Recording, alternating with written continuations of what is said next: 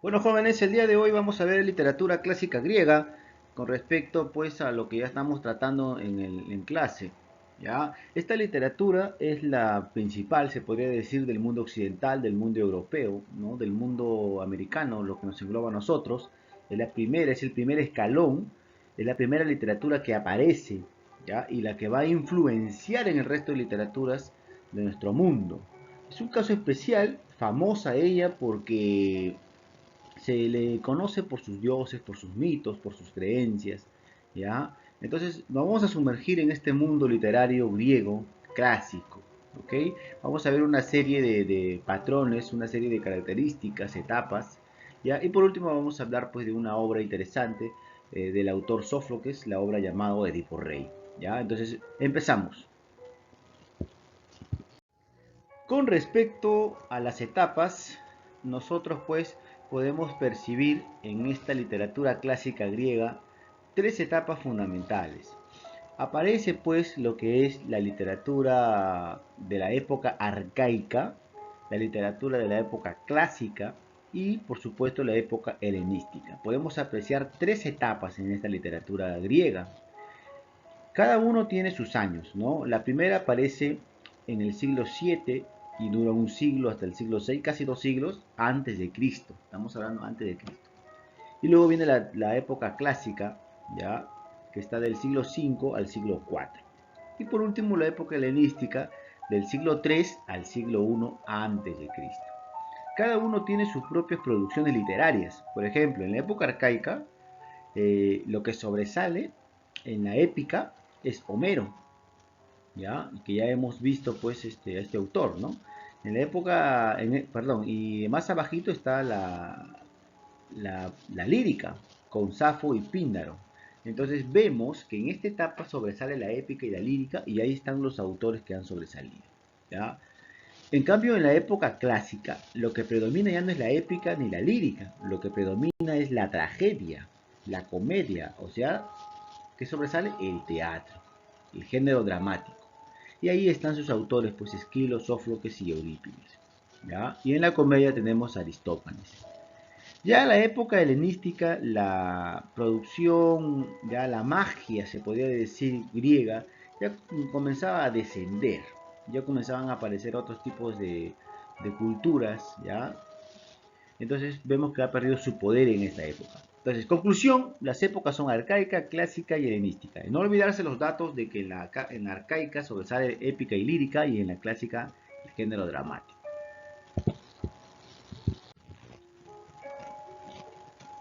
Aquí vamos a continuar con la siguiente diapositiva, ¿ya? Y podemos observar que dice características.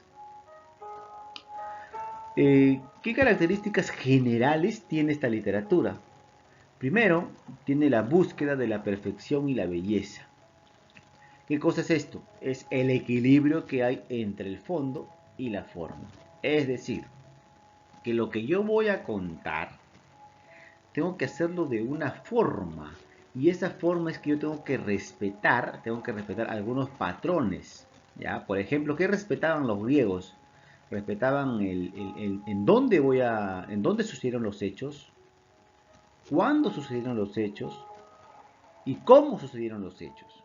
O sea, esas tres preguntas ellos las respondían cuando contaban algo, cuando narraban algo. Tenían que respetar eso. Entonces, cuando ellos respetaban eso, entonces ellos creían que a partir de eso, el relato literario se hacía bello, porque tenía una perfección. Entonces ellos siempre buscaban eso, que haya belleza y perfección. Y eso lo conseguían pues a través del equilibrio entre el fondo, lo que vas a contar, y la forma en cómo lo vas a contar. ¿Okay? Otra característica general y que lo hemos visto pues ampliamente es la religión y la mitología. O sea, en la literatura griega aparecían dioses, semidioses, ¿no? ¿Por qué? Porque necesitaban explicar el mundo y su cultura. Eso es lo que intentaban explicar ellos, ¿ok? Y también había pues el determinismo y el fatalismo. El determinismo lo vamos a entender como que la vida del ser humano ya está destinado por los dioses. O sea, tú y yo vamos a vivir de acuerdo a lo que los dioses han planteado. Esa es la idea que tenían los griegos. Y que el ser humano no podía escaparse a ese destino. ¿Ok? Que a veces el destino o el determinismo se volvía fatal, se volvía trágico. Entonces ya pasaba a ser fatalismo. ¿Ok? Entonces, en conclusión, la vida del hombre pues estaba ya destinada por la voluntad de los dioses, ¿no?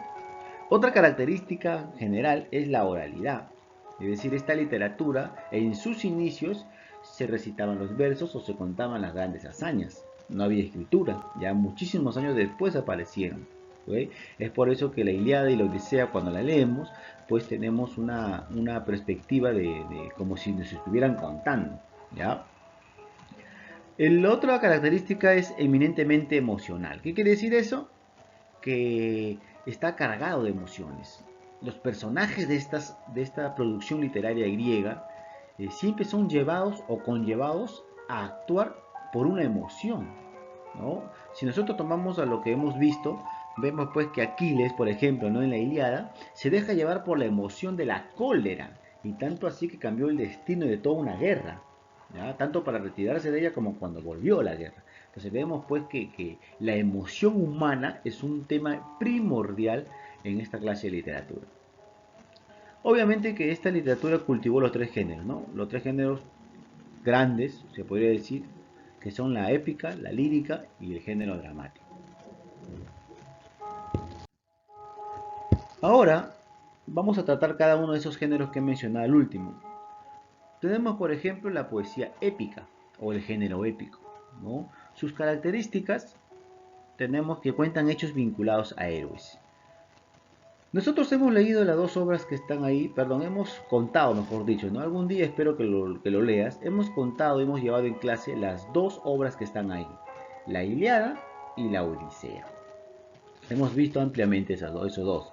Entonces, si por lo que tú has escuchado y has observado y has leído cuando has hecho tus argumentos, eh, puedes ver pues que las características son ciertas. Cuenta hechos vinculados a los héroes, ¿no? En la Ilíada tenemos al héroe Aquiles y otros más, por supuesto. Y en la Odisea tenemos como héroe principal a Odiseo, ¿ya? Entonces te das cuenta que se cumple la característica. ¿Qué más? Era improvisada y compuesta por Aedos para ser recitada. Si usted lee la Ilíada comienza pues cuando Homero dice, canta, oh diosa, la cólera del pelida Aquiles. ¿Te das cuenta? Entonces está invocando a una diosa para que él pueda contar Homero. ¿Ya? Y en la Odisea igualito, ¿no? Cita a la musa para que le permita contar la historia del gran Odiseo, ¿no? Que después de la guerra de Troya fue impedido de volver a su patria, ¿no? Y ahí ya comienza a contar, ¿no? Los dioses se reúnen en el Olimpo. Entonces vemos pues que realmente es así como indica acá. ¿Ya? Y por último, narra los hechos sin emitir juicios u opinar sobre ellos. Homero en las dos epopeyas nunca opinó sobre ellas, simplemente las contó. ¿Ya? Entonces, este es el género épico más o menos de manera general. ¿Ya? Ahora, vamos al siguiente género, que es la poesía lírica o el género lírico. El género lírico pues no lo hemos tratado ya por falta de tiempo, lo hemos dejado de lado. ¿Ya? Te menciono aquí algunas cositas para que tengas como conocimiento general. Ya quedará de tu cuenta pues poder investigar algo más, ¿no? ¿Quiénes son los autores principales? Píndaro, Safo y Anacreonte. Estos tres autores han sobresalido en la poesía lírica, ¿no? El género lírico de este griego. ¿Qué se puede decir sus características? Características generales, ya sabemos que toda poesía lírica expresa sentimientos y emociones, así como las inquietudes y ansias del poeta. ¿Ya? Ya leeremos más adelante, si nos permite, pues algo de este tipo de literatura. ¿Ya? Y por último, de este género, de los géneros, tenemos pues el teatro o el género dramático. Nos vamos a enfocar un poquito más en esto. Al costado usted puede ver a los tres grandes representantes, a Esquilo, a Eurípides y el gran Sófocles. ¿Ok? El teatro pues se divide, usted sabe, ya en la tragedia y en la comedia, ¿no? Esa es parte teórica. En la tragedia pues ya se sobreentiende, ¿no? Que en las características, los temas son sufrimientos, son crímenes, es la muerte, la desdicha, la pena, ¿no? El fatalismo, y pues lo que busca pues es crear la catarsis. O sea, en la tragedia se busca crear la catarsis. Y que la catarsis es el gusto por el sufrimiento, ¿no? Por el sufrimiento. Ahora, en los representantes ya te los he mencionado. Sin embargo, también hizo o se realizó la comedia. La comedia es opuesta a la tragedia, ¿ya? Busca pues hacer reír mediante la ridiculización de los personajes. ¿Ya? Aparecen los personajes típicos del avaro, el gracioso, el viejo verde, el fanfarrón, el hablador, ¿no? Entonces ya comienzan a aparecer estos personajes que son llevados pues al teatro, ¿ya? Y sus representantes, o el más conocido, es Aristófanes, ¿ya? Después también tenemos a Meandro. Ahora, ¿cómo nace pues este teatro? ¿Cómo nace el teatro? Porque el teatro nace en Grecia. Aquí aparece por primera vez el teatro. El teatro que usted conoce hoy en el siglo XXI aparece en Grecia. ¿Ok? ¿Cómo aparece? Tiene una connotación religiosa, hijo. Es decir, mira cómo es la historia del teatro. El teatro nace a partir de la religión. Al dios Baco, que está relacionado al vino, a la vendimia, pues se creaba un coro de personas, ¿no? Bien vestidas, todo, donde ellas cantaban en conjunto, cantaban para el dios Baco, cuando pues había una cierta ceremonia para él, ¿ok? Entonces cuando esto sucedía, pues se ponían a cantar. Entonces este coro, con el tiempo, agregó a un personaje, agregó a una persona más, para que cuando ellos descansaran, este coro de grupo de personas descansaran, pues esta persona pueda pues hablar. Entonces había un complemento ya, ¿ya? Pero ya con algunos autores que van apareciendo, ya se van agregando otros personajes más hasta tal punto de que ya no se cantaba, sino ahora se ejecutaba las acciones. Mientras que los coros solamente contaban, ya pues cuando comienzan a aparecer un tercer personaje, otro más, y se van agregando más cosas, ya el teatro pasó a ejecutarse, como lo conocemos ahora, o sea, a actuar lo que el coro contaba. Es por eso que si tú lees alguna obra griega antigua, tú vas a ver que dentro de los personajes está el coro. Entonces, no se escapa. Tú te preguntarás quién es el coro, ¿por qué aparece un coro? El coro aparece sencillamente porque esa es la fuente de sus inicios. Entonces, estos autores no se despegaban de eso todavía. ¿Ya? ¿Qué podemos hablar el día de hoy? Vamos a hablar de Sófocles, Edipo Rey. Esta es la obra más, este es el autor más conocido, Sófocles, y esta es su obra más conocida, ¿no? Edipo Rey. Aquí, aquí tú puedes ver, pues, una pequeña biografía del autor. Lo he puesto para que tú puedas tenerlo en tu cuaderno, ¿ya? Y puedas saber quién es Sófocles, ya, es cultura general. Así como ahora conoces a Homero por la Ilíada y la Odisea, pues también tienes que conocer a Sófocles por la cuestión de Edipo Rey, ¿ya? ¿De qué trata Edipo Rey? Vamos a verlo, pero primero conocemos a sus personajes. En personajes tenemos pues a los principales, que es Edipo, que es el personaje principal, Yocasta, ya, que es la madre de Edipo, Creonte, ya, Tiresias, que es pues un adivino, ¿no?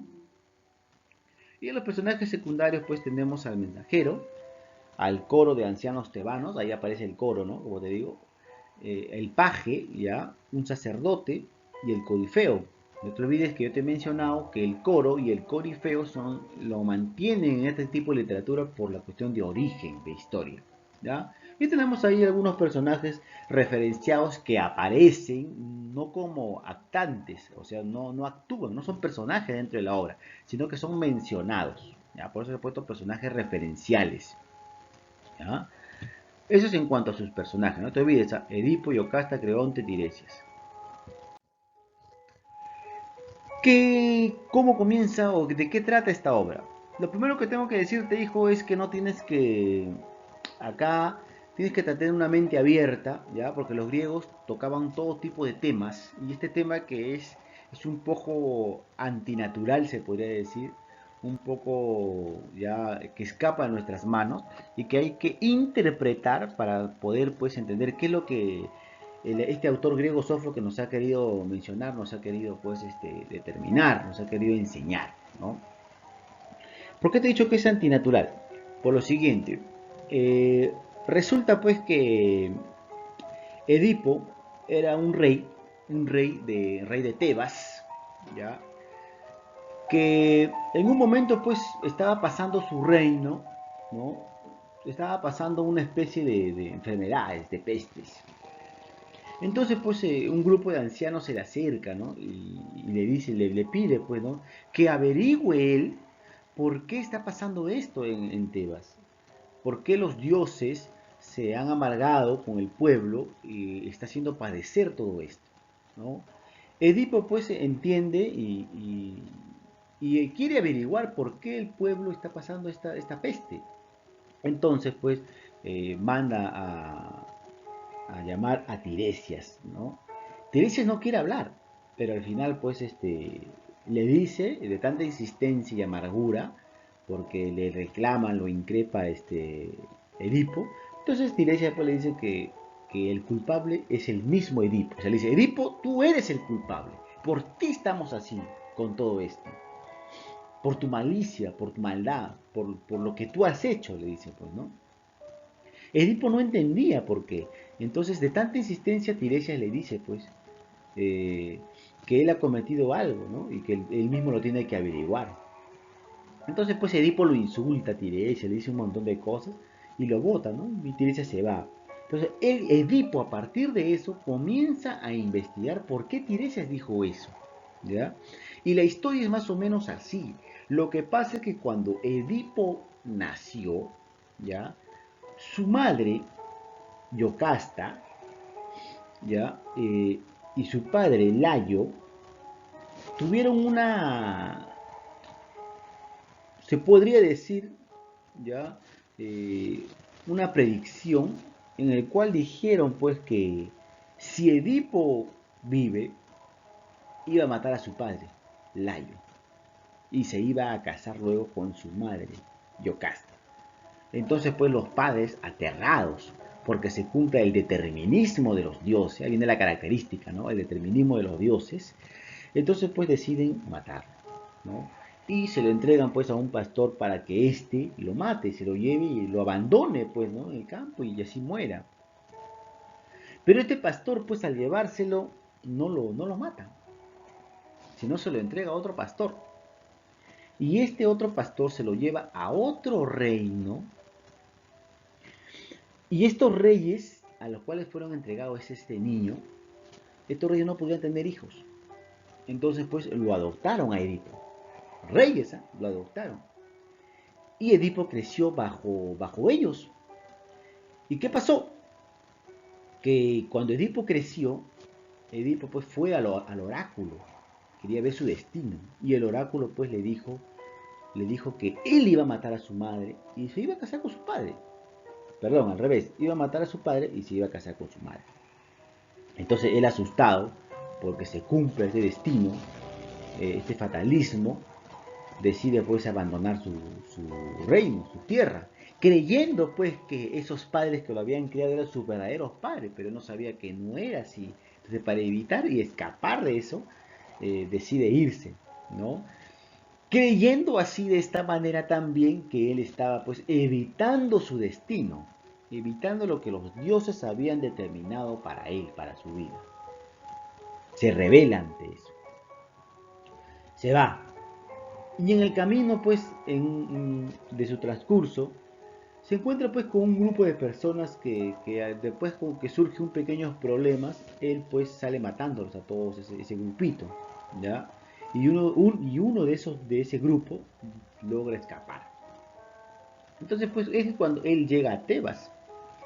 Llega a Tebas pues y por haber realizado una hazaña ya de una especie de acertijo, se podría decir, de una esfinge.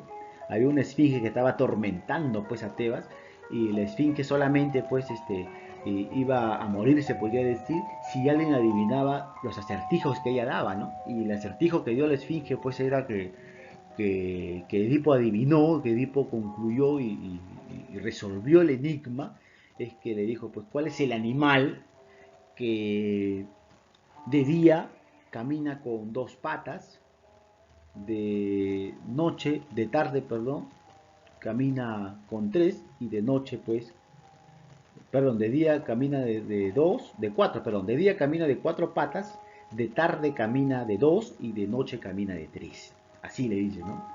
¿Quién es ese animal? Le dice, pues.